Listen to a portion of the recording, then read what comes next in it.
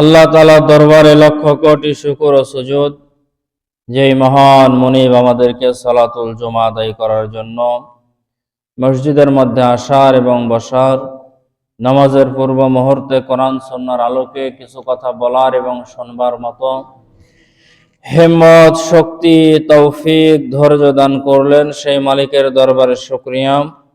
জবান খুলে সকলেই বলছি আলহামদুলিল্লাহ। লক্ষ কোটি দরুদ ও সালাম বিশ্ব মানবতার মুক্তির দিশারি সাইয়্যিদুল মুরসালিন খাতামুন নবিয়্যিন শাফিউল মুসলিমিন রাহমাতাল লিল আলামিন, মহানবী, শেষ নবী, আখির নবী জনাবে মুহাম্মদুর রাসূলুল্লাহ, সকলে বলি সাল্লাল্লাহু আলাইহি ওয়াসাল্লাম। সম্মানিত মুসল্লিন ইকরাম, গত জুমায় আমরা শবে বরাত সম্পর্কে আলোচনা করেছিলাম।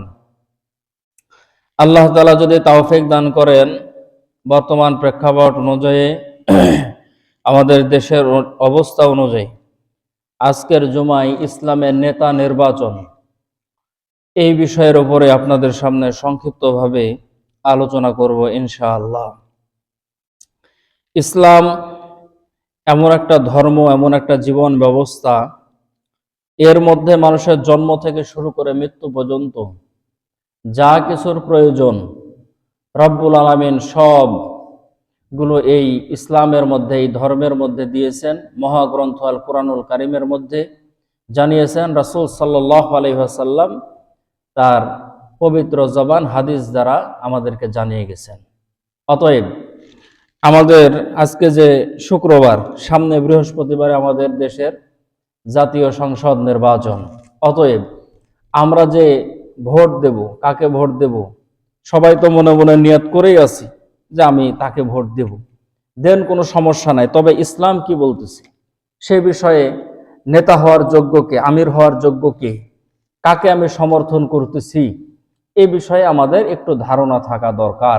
আমি সংক্ষেপে আপনাদেরকে সেই ধারণাটা দেওয়ার চেষ্টা করব। আমি আমার দায়িত্ব পালনের জন্য আপনাদেরকে সে বিষয়ে ধারণা দেওয়ার চেষ্টা করব ইনশাআল্লাহ।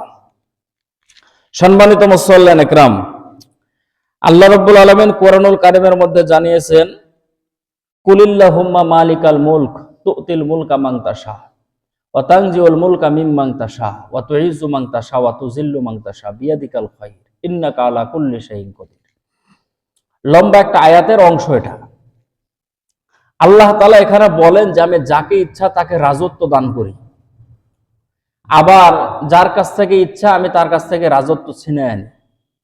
আমি আল্লাহ তাআলা যাকে ইচ্ছা তাকে সম্মান দান করি, আমি আল্লাহ তাআলা যাকে ইচ্ছা তাকে আবার বেইজ্জতি করি। সমস্ত ক্ষমতার মালিক হচ্ছে আমি আল্লাহ তাআলা, সমস্ত ক্ষমতা আমি আল্লাহ তাআলার। অতএব আল্লাহ রাব্বুল আলামিন যাকে ইচ্ছা তাকে সম্মান দেন, যাকে ইচ্ছা তাকে বেইজ্জতি করেন। আল্লাহ রাব্বুল আলামিন যাকে ইচ্ছা তাকে ক্ষমতা দেন, যাকে ইচ্ছা তার কাছ থেকে ক্ষমতা কেড়ে নেন। এই জন্য আমরা আমাদের ইতিহাস পড়লে আমরা দেখতে পাই যে অনেকেই রাষ্ট্র পরিচালনা করেছে, এমন এক অবস্থা হয়েছে যে শেষ পর্যন্ত তাদের বেইজ্জতিরা শেষ নাই। অতএব আল্লাহ তাআলা ক্ষমতা দিয়েছিল, ক্ষমতার যখন অপব্যবহার করেছে, আল্লাহ তাআলা সেই চেয়ার থেকে নামিয়ে তাদেরকে অপদস্থ করেছে। সারা পৃথিবী শাসন করেছে চারজন, সারা পৃথিবী শাসন করেছে, পুরো দুনিয়া শাসন করেছে। অনেক মুফাসসিরিন ইকরামগণ বলেছে যে আমরা স্বাভাবিকভাবে বলি যে চারজন শাসন করেছে, কিন্তু বিষয়টা তা নয়। দুইজন শাসন করেছে আর দুইজন শোষণ করেছে। দুইজন শাসন করেছে আর দুইজন শোষণ করেছে। সম্মানিত মুসল্লিন ইকরাম, যারা শাসন করেছিল তাদেরকেও আমরা চিনি। হযরত সুলাইমান আলাইহিস সালাতু ওয়াস সালাম বা সুলাইমান দাদে মুলক সরওয়ারি বা সুলাইমান দাদে মুলক সরওয়ারি সদমতে খাতে মসদে ওয়াপুরি। এমন এক সিংহাসন দিয়েছিলেন যে সুলাইমান আলাইহিস সালাতু ওয়াস সালামের কথা মতো সেই সিংহাসন চলতো। যখন বলতো বাতাসের মধ্যে ওড়ো, বাতাসের মধ্যে উঠতো। যখন বলতো নামো, তো সঙ্গে সঙ্গে নেমে যেত। কথার দ্বারা চলতো, কোনো ইঞ্জিনের প্রয়োজন ছিল না, কোনো তেল পেট্রোলের প্রয়োজন ছিল না, কথার দ্বারা সেটা চলতো। সুবহানাল্লাহ। আর হাতের মধ্যে আল্লাহ তাআলা দিয়েছিলেন মুজিজার এক আংটি, সে আংটির মধ্যে ঘোষা দিলে মানুষ তো দেশের কথা শুনতো শুনতো, জংলার জিন পরি যারা ছিল তারাও সুলাইমান আলাইহিস সালামের কথা শুনতো। আর একটা ছিল বাদশাহ জুলকারনাইন, বাদশাহ সেকেন্দার নামে যাকে আমরা চিনি। সেই বাদশাহ জুলকারনাইন সারা বিশ্ব শাসন করেছে। তার মৃত্যুর আগ দিয়া তিনি কয়েকটা উপদেশ দিয়েছিলেন মানুষদেরকে। তার মধ্যে একটা উপদেশ ছিল যে আমাকে যখন গোরস্থানের দিকে, কবরে যখন নিয়ে যাওয়া হবে, তো যারা আমার চিকিৎসা করত, যারা ডাক্তার, তারা যাতে করে আমার লাশটা কাঁধে করে গোরস্থানের দিকে যায়।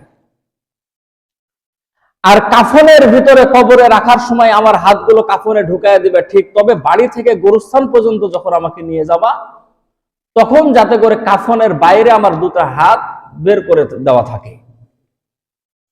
সবাই জিজ্ঞেস করলো কারণটা কি?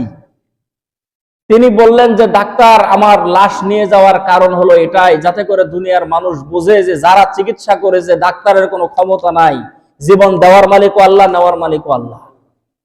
অতএব দুনিয়ার কারো শক্তি নাই, আমি বাদশাহ, এত সম্পদ সবকিছু থাকার পরও ডাক্তার আমাকে বাঁচাতে পারে না, ডাক্তাররাই আমাকে কবরের কাছে নিয়ে যাচ্ছে। আর দ্বিতীয় নাম্বার, আমার হাত ফাঁকা রাখার কারণ হলো মানুষ যাতে করে জানতে পারে, মানুষ দুনিয়ার মধ্যে যতই সম্পদ রোজগার করুক না কেন, কবরের মধ্যে যখন তাকে যেতে হবে, খালি হাতে যেতে হবে। সারা বিশ্ব শাসন করেছি, কিন্তু আমার হাতে একটা পয়সা নিয়ে আমি কবরের মধ্যে যেতে পারতেছি না, যাতে করে দুনিয়ার মানুষ এটা জানতে পারে। ঠিক যখন তাকে এটা করা হলো, মানুষের ভিতরে দুই গ্রুপ।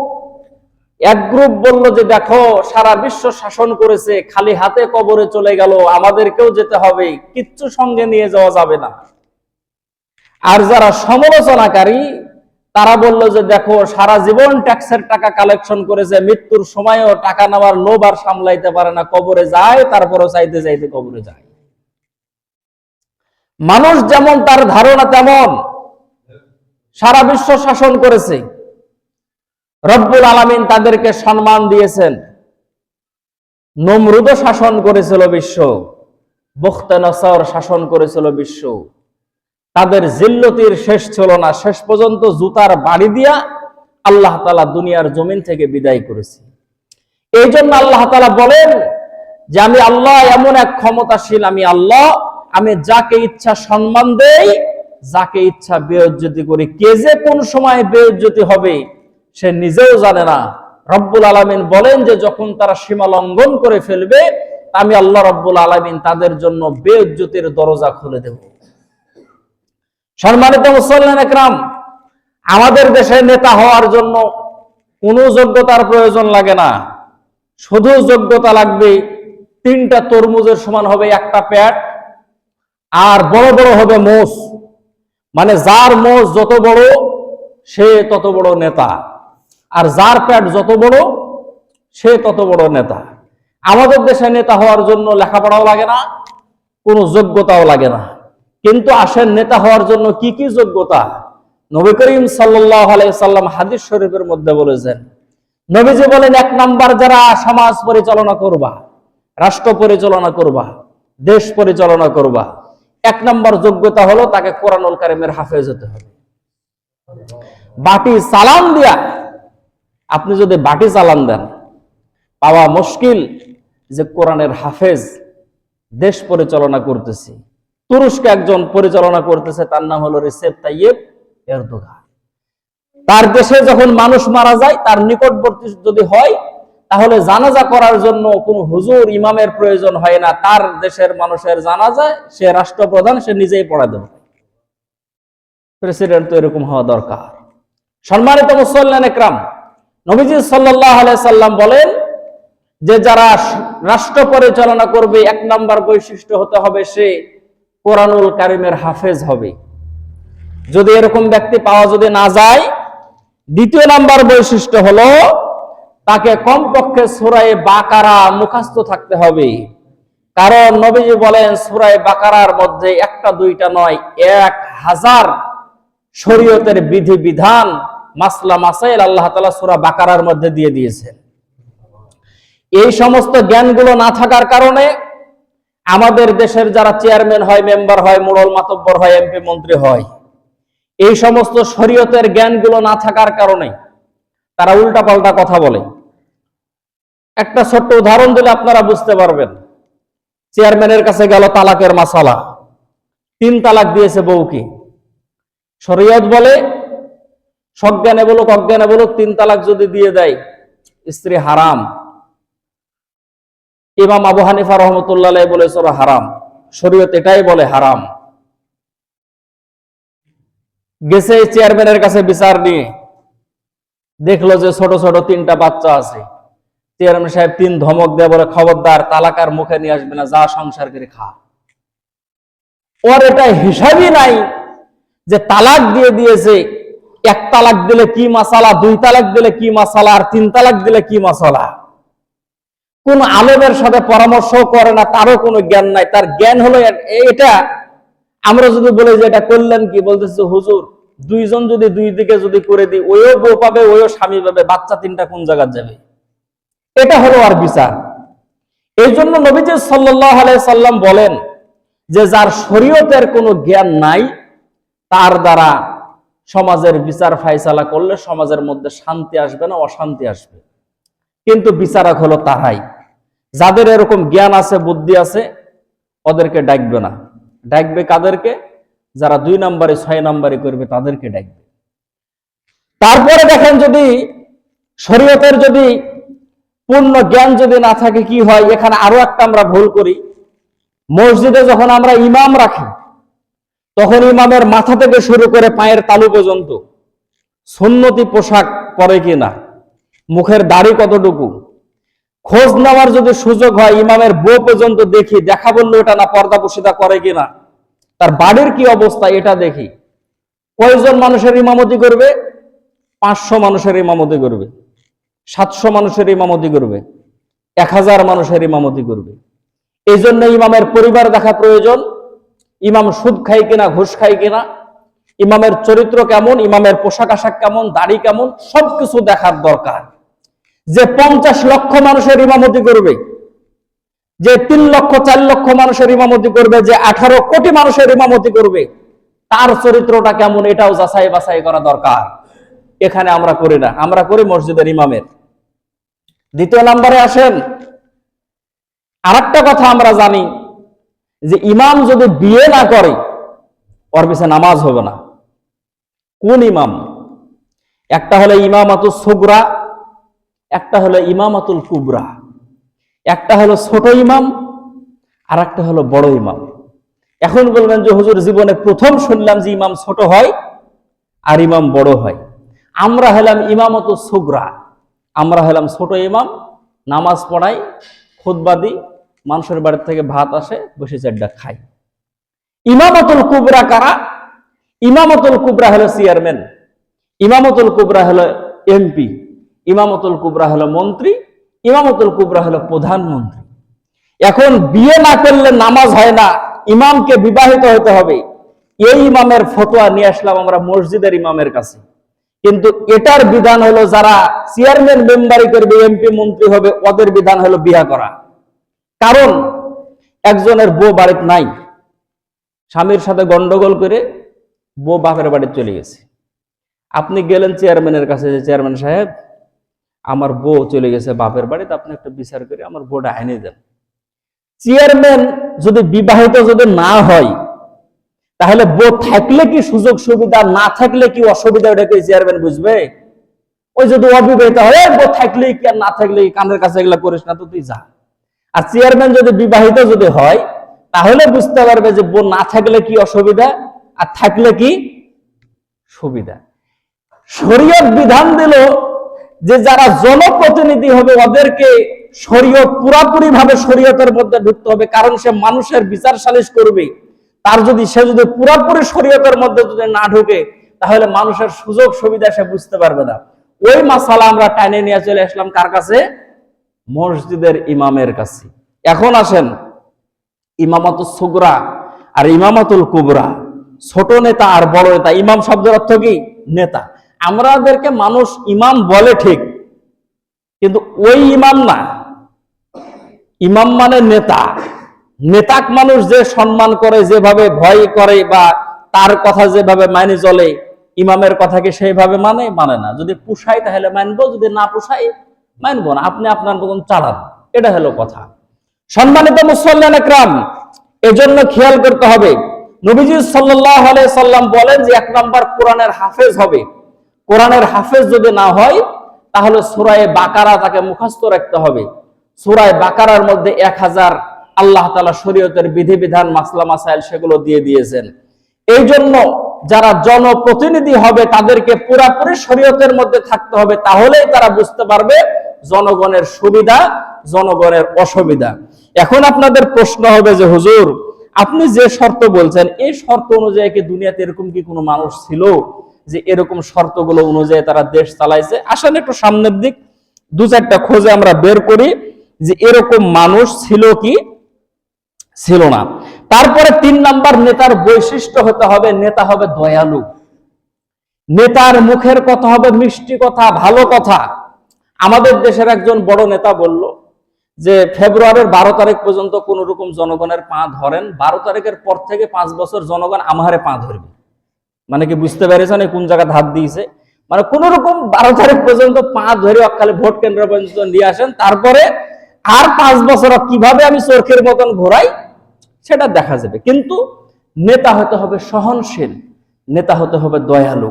আর আমাদের দেশের নেতারা হলো মুড়ে নেতা, লাঠি লিয়া দাঁড়াই থাকে, আর 10 জনকে বাড়ির মধ্যে, এলাকার মধ্যে পাঠায় যে কে কে আমার বিরুদ্ধে ছিল ওদের বাড়ি ভাঙ্গি আই।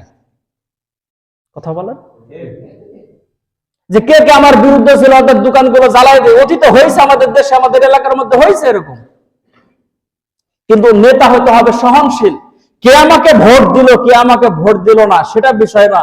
আল্লাহর পক্ষ থেকে আমাকে যেহেতু আল্লাহ তাআলা সম্মানের চেয়ারে বসাইছে, অতএব যতগুলো মানুষ আছে সবাই আমার জনগণ, সবার দিকে সুনজর রাখা আমার দায়িত্ব। নেতার কথা হতে হবে সুন্দর, মিষ্টি কথা হতে হবে। মিষ্টি কথা কতক্ষণ পর্যন্ত আমরা নেতাদের কাছ থেকে পাই? যতক্ষণ পর্যন্ত সিল মারা না হয় ততক্ষণ পর্যন্ত। সিল মারার পর তার আসল চরিত্রটা আমাদের সামনে বের হয়ে আসে। জীবনে মাথায় টুপি দেয় না, নির্বাচন আসলে মাথায় টুপি দেয়। জীবনে পাঞ্জাবি পরে না, নির্বাচন আসলে মাথায় পাঞ্জাবি পরে, শরীরে পাঞ্জাবি পরে। মানে বোঝায় যে আগে যা ছিলাম ছিলাম, এখন আমরা ভালো হয়েছি। আর আমরা হুজুররা যদি কথা বলে আমাদেরকে বলে ধর্ম ব্যবসায়ী। আমরা 12 মাসে জুব্বা পরি, 12 মাসে মাথায় টুপি দিই। ধর্ম নিয়ে ব্যবসা আমরা করি না। যারা 5 বছর পর পর মাথায় টুপি দেয় আর পাঞ্জাবি পরে, প্রকৃত ধর্ম ব্যবসা তারাই করে। এটা আপনারা যদি ঠিক বলেন তাও ঠিক, যদি কথা না বলেন তাও ঠিক, এটাই ঠিক। সম্মানিত মুসল্লিয়ান একরাম, একটু খেয়াল করে শোনেন। এই জন্য নবী করিম সাল্লাল্লাহু আলাইহি সাল্লাম বললেন নেতার ব্যবহার ভালো হতে হবে, সহনশীল হতে হবে। পৃথিবীর মধ্যে শ্রেষ্ঠ নেতা ছিলেন মুহাম্মদুর রাসূলুল্লাহ সাল্লাল্লাহু আলাইহি ওয়াসাল্লাম। মক্কা বিজয় হয়ে গেল, সমস্ত কিছুর মালিক হলেন মুহাম্মদুর রাসূলুল্লাহ সাল্লাল্লাহু আলাইহি সাল্লাম। দেশ পরিচালনার শাসন ভার তার হাতে আসলো। তিনি যখন হিজরত করার সময় তিনি যার কাছে খানায়ে কাবার চাবি থাকতো তার কাছে গিয়ে বলেছিলেন যে ভাই, আমি চলে যাব মক্কা ছেড়ে, আমাকে একটু 2 রাকাত নামাজ পড়ার সুযোগ দাও, খানায়ে কাবার দরজাটা খুলে দাও, আমি একটু নামাজ পড়ব। সে বলল যে না, তোমার জন্য খানায়ে কাবার দরজা খোলা হবে না। আল্লাহর রাসূল যখন মক্কা বিজয়ের পরে যখন এসে হযরত আলীকে বললেন যে আলী, একটু যাও তো তার কাছ থেকে চাবিটা নিয়ে আসো, সে ভয়ে খানায়ে কাবার ছাদের উপরে গিয়ে সে লুকাইছে। তাকে খুঁজে বের করা হলো। আলীর সামনে থরথর করে কাঁপে, চাবিটা বের করে বলে যাও মুহাম্মদ রাসূলুল্লাহকে দাও। বলে আমি চাবি নেব না, তুমি আমার সঙ্গে চলো। আল্লাহ রাসূলের সামনে দাঁড়িয়ে থরথর করে কাঁপতেছে। আল্লাহ রাসূল বলেন যে তুমি না বলেছিলে যে আমি কোনোদিন মক্কার শাসনভার আমার হাতে আসবে না, আমি নাকি ছেঁড়া কাঁথায় শুয়ে লাখ টাকার স্বপ্ন দেখি, এখন তুমি আমার কাছে কি ব্যবহার চাও? সে বলল যে আমি আপনার কাছে উত্তম নেতার যে ব্যবহার সেটা চাই। আল্লাহ রাসূল বললেন যে নেতারা কোনো সময় ভালো হয়, কোনো সময় খারাপও হয়। আমি তোমাদের সঙ্গে সেই ব্যবহার করলাম যেই ব্যবহার করেছিল আমার ভাই ইউসুফ আলাইহিস সালাতু ওয়াস সালাম তার ভাইদের সঙ্গে। আজকে সবাইকে আমি মাফ করে দিলাম। নেতা তো এরকম হওয়া দরকার। সম্মানিত মুসল্লিয়ানে কেরাম, নবীজি সাল্লাল্লাহু আলাইহি সাল্লাম নবী তো নবী, আপনারা বলবেন নবী তো নবী, তার সঙ্গে কি তুলনা হয়? এখন একটু আসেন সাহাবা একরাম রাদিয়াল্লাহু তাআলা আনহু কিভাবে দেশটা পরিচালনা করলো। আল্লাহ রাসূল সাল্লাল্লাহু আলাইহি ওয়াসাল্লামের বিদায়ের পরে খেলাফতের মসনদে বসলেন হযরতে আবু বকর সিদ্দিক রাদিয়াল্লাহু তাআলা আনহু। আবু বকর রাদিয়াল্লাহু তাআলা আনহু যখন মক্কা মদিনা যখন শাসন করে, সে সময় সেই জায়গার প্রধান বিচারপতি হলো হযরত ওমর রাদিয়াল্লাহু তাআলা আনহু। 1 বছরের মাথায় 2 বছরের কিছু সময় হযরত আবু বকর রাদিয়াল্লাহু তাআলা আনহু দেশ পরিচালনা করেছেন। 1 বছরের মাথায় হযরত ওমর রাদিয়াল্লাহু তাআলা আনহু কাগজপত্র এসে জমা দিল হযরতে আবু বকরের কাছে, ডাক দিয়ে বলল, আমিরুল মুমিনিন, এই প্রধান বিচারপতির দায়িত্ব রেখে আমাকে যে মাসে মাসে আপনি যে ভাতা দেন, এটা রাষ্ট্রের টাকা নষ্ট হয়, আমাকে প্রধান বিচারপতি রাখার কোনো দরকার নাই। বলে কারণটা কি? বলে কারণ হলো 1 বছর ধরে দায়িত্ব পালন করে একটা কোনো বিচার আমার কাছে আসে নাই। কথা কি বুঝেছেন? একটা কোনো বিচার আমার কাছে আসে নাই। যে দেশে বিচার করা লাগে না সেই দেশে প্রধান বিচারপতি থেকে লাভটা কি? অতএব আমাকে বেতন ভাতা দিয়ে তো কোনো লাভ নাই, আপনি আমাকে বাদ দিয়ে দেন, এই টাকা রাষ্ট্রের কাজে লেগে যাক। সম্মানিত মুসল্লিয়ানে কেরাম, হযরতে আবু বকর রাদিয়াল্লাহু তাআলা আনহু সেই সময়ে তার দফতরের মধ্যে, তার অফিসের মধ্যে, এলাকার মধ্যে কতগুলো বৃদ্ধ বিধবা মহিলা আছে তাদের লিস্ট টাঙ্গানো ছিল এবং নামের সোজা সোজা লেখা ছিল যে এই মহিলার খেদমত, এই মহিলার বাড়ির কাজগুলো কে কে করবে, পাশে সাহাবীর নাম লেখা। তো হযরতে ওমর রাদিয়াল্লাহু তাআলা একদিন আসলেন, দেখি তো একটা মহিলার খেদমত করা যায় কিনা, একজন বৃদ্ধা নারীর খেদমত করব। কারণটা কি? কারণ হলো নবীজি বলেন, কেউ যদি কোনো বৃদ্ধা বিধবা নারীর খেদমত করে অথবা কোনো ইতিমের খেদমত করে, ইতিমের লালন পালন করে, নবীজি 2 আঙ্গুল এক জায়গায় করে বলেন, আমি আর সেই ব্যক্তি এরকম পাশাপাশি জান্নাতের মধ্যে থাকবে। তো এই আশা বুকে নিয়ে হযরতে ওমর হযরতে আবু বকরের অফিসে গেছে।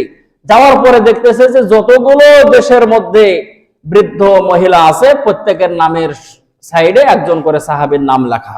শেষের দিকে তাকায়া দেখে যে একজন ব্যক্তির একটা মহিলার নাম লেখা আছে কিন্তু তার পাশে কারো নাম নাই। তিনি চিন্তা করলেন এটাই সুযোগ, সেই মহিলার ঠিকানা অনুযায়ী তার বাড়ির মধ্যে গেল।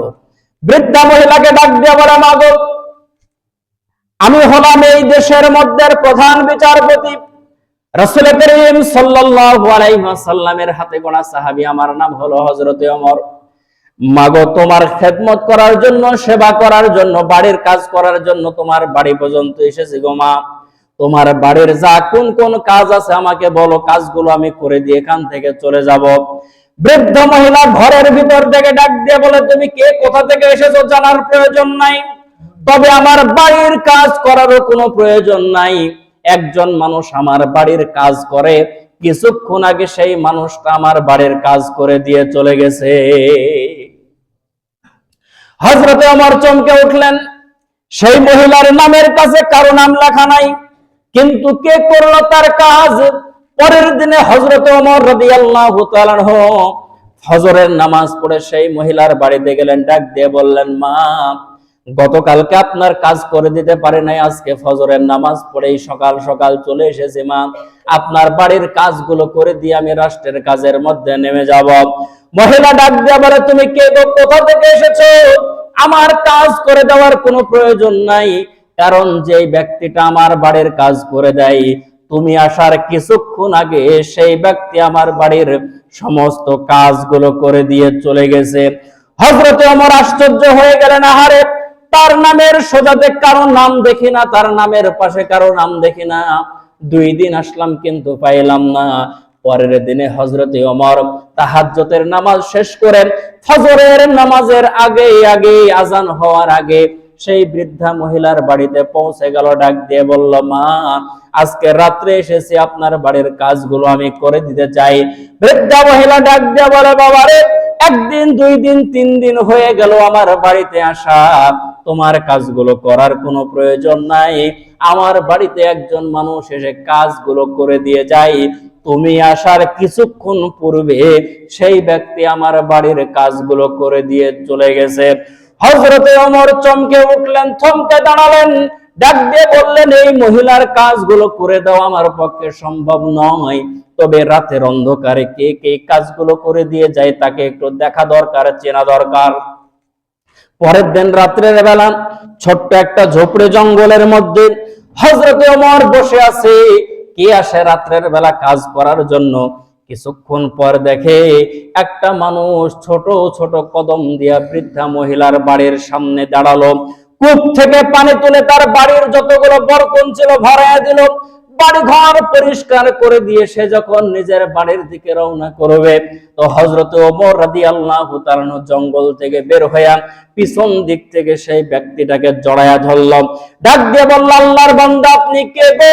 কোথা থেকে এসেছেন? রাত্রের অন্ধকারে এই বৃদ্ধার বাড়িতে কাজ করে দিয়ে চলে যান। হযরতে ওমর বলেন, এই প্রশ্ন করার পরে যে আওয়াজটা আমার কানে আসলো, আমি চমকে গেলাম। আওয়াজটা আমার কানে আসলো সাধারণ কোনো মানুষ নয়, তিনি হলেন রাসূলের খলিফা হযরতে আবু বকরের কণ্ঠের আওয়াজ। আমি চমকে উঠে ডাক দিয়ে বললেন, আমিরুল মুমিনিন, খলিফাতুল মুসলিমিন, আপনি পুরো দেশ শাসন করতেছেন, এরকম ছোট ছোট কাজগুলো কি আমাদেরকে দিয়ে আপনি করাবেন না?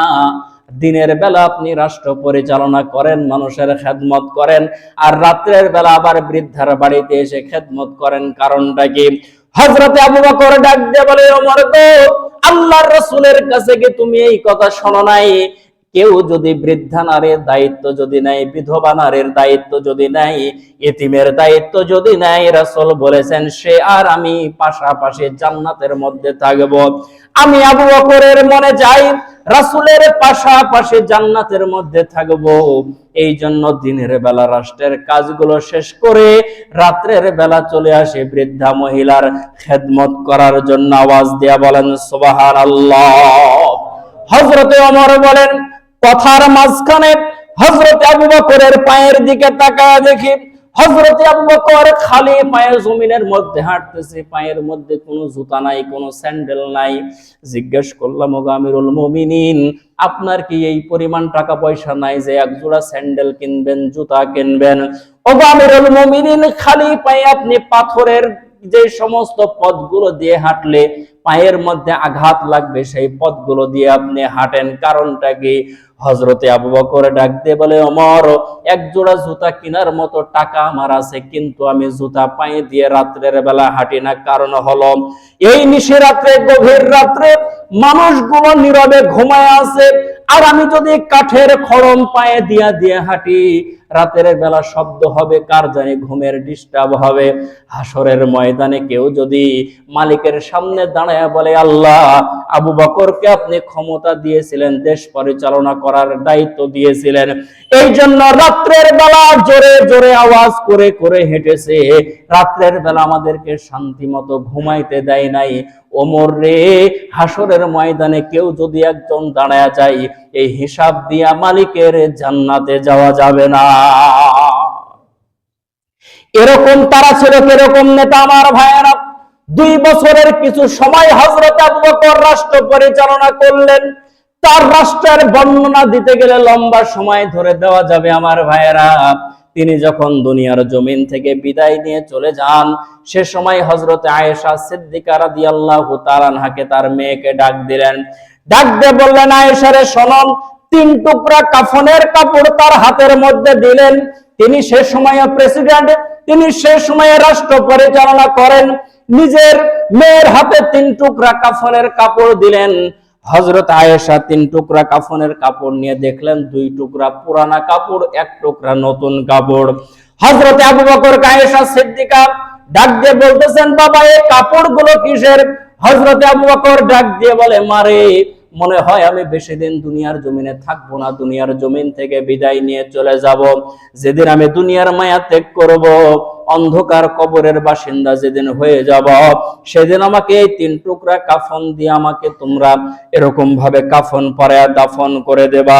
হযরত আয়েশা চোখের পানি ছেড়ে ডাক দিয়ে বলে, আব্বা জান, 1 টুকরা নতুন কাপড় দিলেন, 2 টুকরা পুরানা কাপড় দিলেন, আমাদের হাতে কি সেই পরিমাণ অর্থ নাই?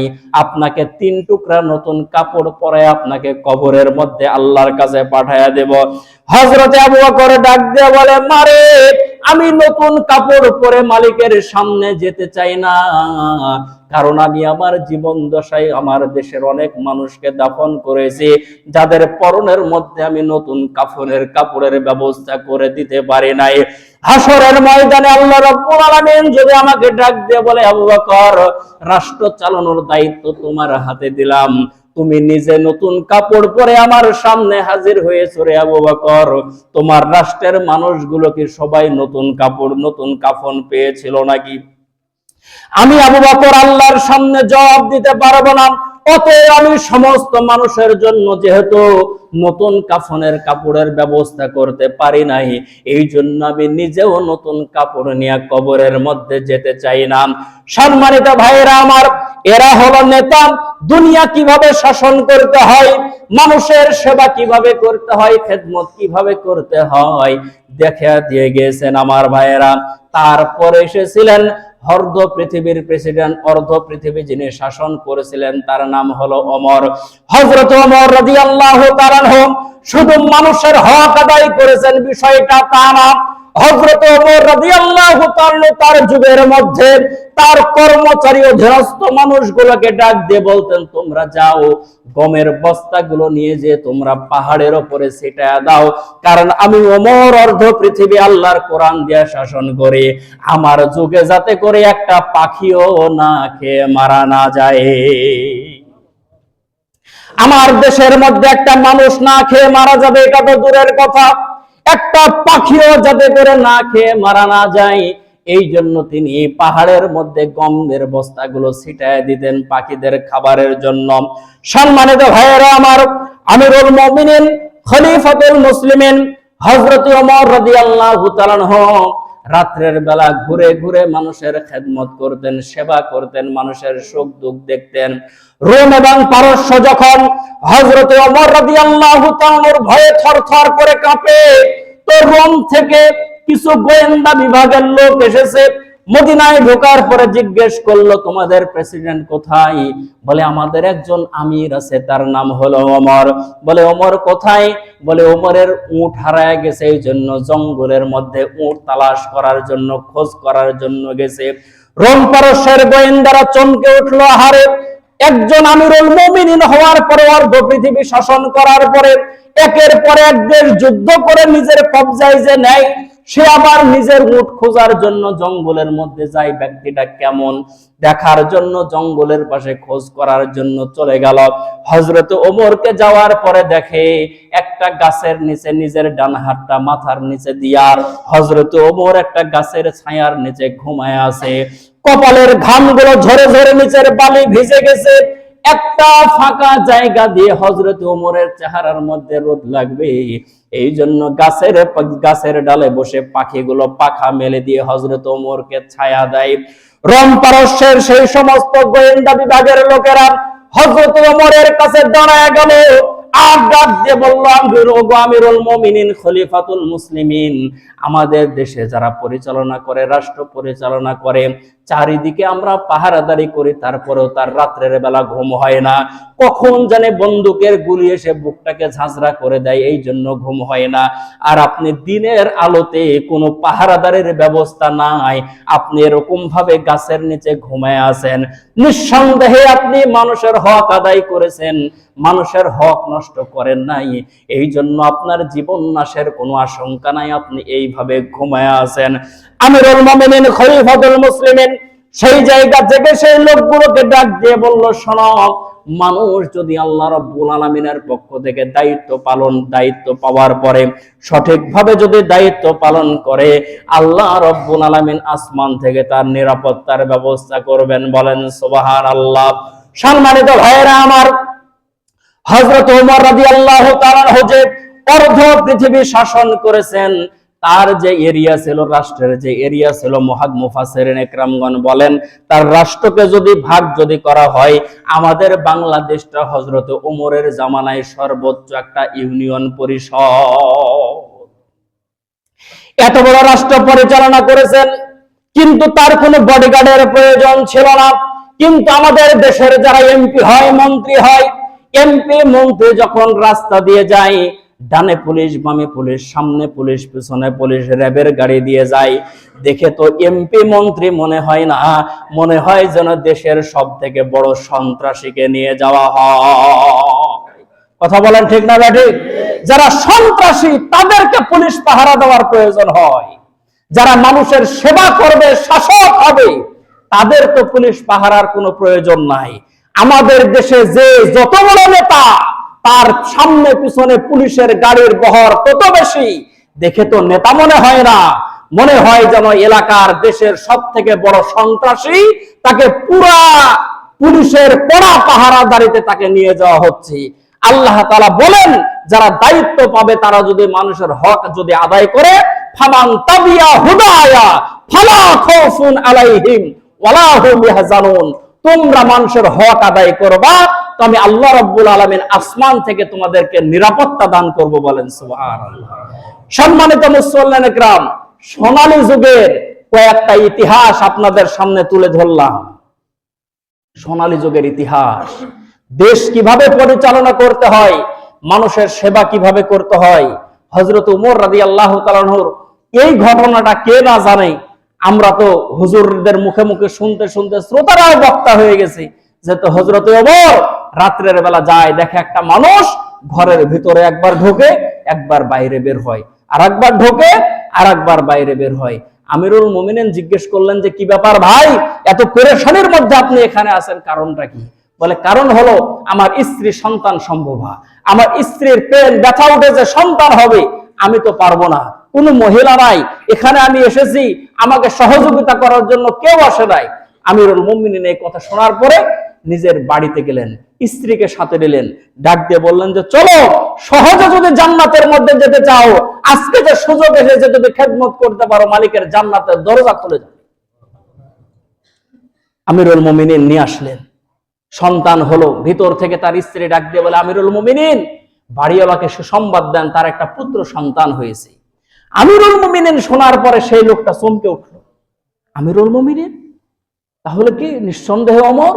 ডাক দিয়ে বলে, আমিরুল মুমিনিন, ভুল হয়ে গেছে, ক্ষমা করে দেন, আপনার সঙ্গে যে মহিলাটাকে নিয়ে এসেছেন, কিছু টাকা পয়সা নেন, তাকে দিয়ে দিয়ে। হযরত ওমর চোখের পানি ছেড়ে দিল যে ভাই, তোমার যে কষ্ট হয়েছে, তোমার স্ত্রীর যে কষ্ট হয়েছে, আমার তো আরো আগে আসা প্রয়োজন ছিল, আমি কেন আসতে পারি নাই? এই জন্য টাকা পয়সা দেওয়ার কোনো প্রয়োজন নাই, যাকে নিয়ে এসেছি সে হলো আমার স্ত্রী, কোনো টাকা দেওয়ার প্রয়োজন নাই। তুমি শুধু মালিকের কাছে অভিযোগ করিও না যে ওমরের দেশের মধ্যে বসবাস করেছি, কিন্তু আমি ভালোভাবে সেবা পাই না। সম্মানিত মুসল্লিন ইকরাম, তারা হলো নেতা। আর আমাদের দেশের নেতারা যদি কোনো একটা যদি উপকার করে, একবার উপকার করবে, 3 বছর ধরে ওটাই খোটা দেবে, তোর এই কাজটা করে দিয়েছি, তোর এটা করলাম, তোর এটা করলাম, ওটা করলাম। আসলে যেগুলো দেয়, এগুলো কি নেতা নিজের পকেট থেকে দেয়, নাকি এটা সরকারি বাজেট দেয়? এটা তো তার দায়িত্ব, এটা তো তার দায়িত্ব যে এলাকার মধ্যে যারা গরিব মানুষ আছে, অসহায় মানুষ আছে, তাদের বাড়িতে গিয়ে গিয়ে রাষ্ট্রের যে টাকা আছে তাদের বাড়িতে বাড়িতে পৌঁছায় দেওয়া। এটা চেয়ারম্যান, মেম্বার, এমপি, মন্ত্রীর এদের দায়িত্ব। কিন্তু এই দায়িত্ব পালন করতে গিয়ে তারা শাসন না করে তারা শোষণ করে। আমরা অতীতে বহুত দেখেছি, অনেক চেয়ারম্যান অ্যারেস্ট হয়েছে, ত্রাণের টিন চুরি করে নিয়েছে, চাল চুরি করে নিয়েছে, মানুষের অর্থ আত্মসাৎ করেছে। সম্মানিত মুসল্লিয়ান ইকরাম, এই জন্য আমরা সামনে এই কথাগুলো বলার কারণ হলো, আমাদের সামনে বৃহস্পতিবার নির্বাচন। আপনার ভোট, বলে আমার ভোট আমি দেব, যাকে খুশি তাকে দেব, সুন্দর কথা, কিন্তু নিজের ভোট যাকে খুশি তাকে দেওয়া যায় না। আপনার ভোটটা আপনার কাছে আমানত, আপনি যাকে খুশি তাকে দিতে পারেন না। আপনি দেখতেছেন যে এই লোকটা খারাপ, সে যদি নির্বাচিত হয় সে খারাপ কাজ করবে, আপনার স্বাধীনতা আছে বলেই কি আপনি একটা খারাপ মানুষকে সাপোর্ট করবেন? এটা তো আকলওয়ালা মানুষের কাজ না, যে আমার ভোট আমি দেবো, যাকে খুশি তাকে দেবো। এটাই যদি হয় দেন, আপনি কোনো সমস্যা নাই। কিন্তু একজন খারাপ মানুষকে কি আপনি সাপোর্ট করবেন? খারাপ মানুষকে তো আপনি সাপোর্ট করতে পারেন না। এখানে আমি বিশ্লেষণ করতেছি না কে ভালো কে খারাপ, বিষয়টা তা না। প্রত্যেকের আকল আছে, প্রত্যেকেরই জ্ঞান আছে, প্রত্যেকেরই বিবেক আছে। অতএব আপনি জ্ঞান, আপনার বিবেক যাকে বলে যে সে ব্যক্তিটা ভালো, যার দ্বারা দেশের কাজ হবে, দশের কাজ হবে, যে ব্যক্তিটা মানুষের উন্নয়নে কাজ করবে, তাকে আমরা নির্বাচিত করব। কথা বলেন ঠিক না? এটা হলো। আরেকটা হলো যে কয়েকদিন আগে আমাদের ইমামদের একটা সম্মেলন ছিল, সেখানে যাওয়ার পর আমাদের ভোটের পাশাপাশি আরেকটা ভোট হচ্ছে, সেটা হলো গণভোট। এটা তো আমরা অনেকেই জানি। গণভোটে হ্যাঁ এর পক্ষে ভোট দেওয়ার জন্য সবাই বলতেছে, আমি ইমাম হিসাবে দায়িত্ব আপনাদেরকে বললাম, হ্যাঁ এর পক্ষে ভোট দিলে আপনারা জানিয়ে গেছেন বিভিন্ন জায়গায় সাইনবোর্ড বিটবোর্ড লাগানো আছে যে হ্যাঁ দিলে কি হবে, না দিলে কি হবে। অতএব আমি ইমাম হিসাবে যেটা দায়িত্ব, একজন যোগ্য প্রার্থীকে আপনি ভোট দিবেন এবং হ্যাঁ এর পক্ষে আপনারা ভোট দিবেন। ওখানে হ্যাঁ এবং না লেখা আছে, হ্যাঁ এর পক্ষে আপনারা ভোট দিবেন এবং যোগ্য প্রার্থীকে আপনারা ভোট দিবেন, যার দ্বারা আমাদের এলাকার উন্নয়ন হবে, দেশের উন্নয়ন হবে, দশের উন্নয়ন হবে। সম্মানিত মুসল্লিন ইকরাম, আজকের আলোচনার ভুল এবং ত্রুটিগুলো মাফ করে সহি এবং সঠিক কথাগুলো অনুযায়ী আমল করার মতো তৌফিক দান করুন। সকলে বলছে আল্লাহুম্মা আমিন।